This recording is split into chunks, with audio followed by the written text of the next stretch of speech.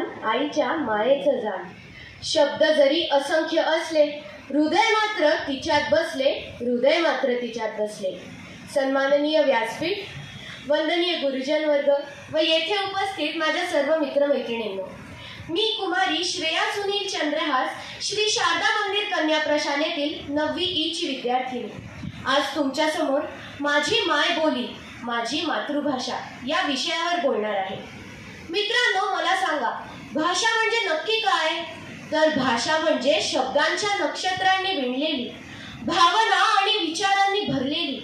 भाषा म्हणजे फक्त शब्द नव्हे, भाषा म्हणजे ओळख, भाषा म्हणजे संस्कृती आणि भाषा म्हणजे माणसाच्या मनाशी जोडणारा एक अदृश्य धागा।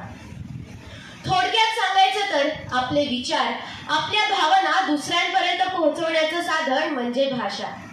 जगात 7,000हून अधिक भाषा बोलल्या जातात व त्यातही 1336 या मातृभाषांची नोंद आहे।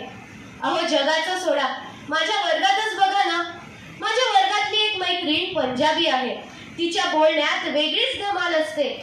माझ्या क्लासमधला एक मित्र तेलुगू आहे, त्याचे गाणे ऐकताना समजत तर नाही, पण ऐकायला फार छान वाटतं।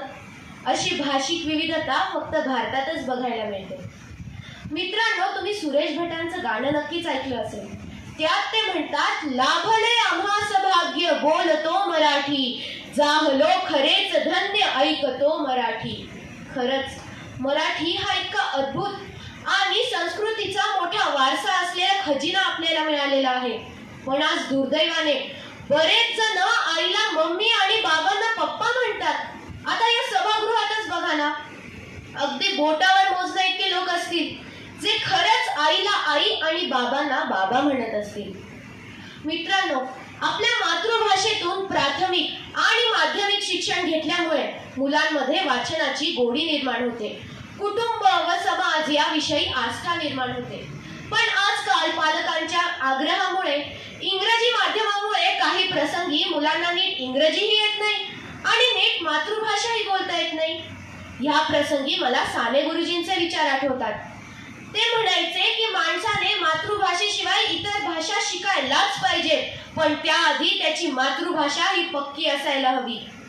मित्रांनो, मी इथे भाषांची स्पर्धा मांडत नाहीये, मी इथे भाषांचा सन्मान करते, कारण मी अभिमानाने सांगते, माझं मन जिथे पूर्ण मोकळं होतं ती माझी भाषा मराठी, आणि ज्या भाषेत मी स्वप्न बघते ती माझी मातृभाषा मराठी। मराठी म्हणजे छत्रपती शिवरायांची शौर्यगाथा, मराठी म्हणजे संत तुकारामांची अभंगवाणी, मराठी म्हणजे पु ल देशपांड्यांचे विनोद, आणि मराठी म्हणजे माझ्या आजीच्या गोष्टींची गोडी।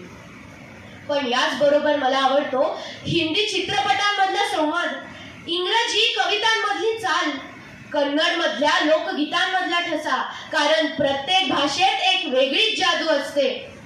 आपल्या मराठी भाषेत अलंकार नावाचा एक भाग आहे। अलंकार हा स्त्रियांचा सर्वात आवडीचा विषय।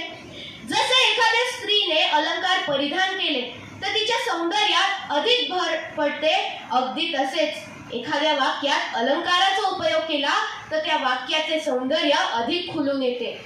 असे अलंकारिक रूप मला तरी नाही वाटत इतर कोणत्या भाषेत इतके प्रभावी असेल। हीच आहे माझी मायबोली मराठी भाषा। तिचे सौंदर्य आणि तिची श्रीमंती सांगण्यास मी तरी आज असमर्थ आहे, कारण मराठी ही माझी मातृभाषा विविधतेने नटलेली आहे। जाता जाता मला सुरेश भटांनी लिहिलेल्या काही ओळी म्हणाव्याशा वाटतात। लाभले आम्हास भाग्य बोलतो मराठी, जाहलो खरेच धन्य ऐकतो मराठी। धर्म पंथ जात एक जाणतो मराठी, एवढ्या जगात माय मानतो मराठी, एवढ्या जगात माय मानतो मराठी। धन्यवाद।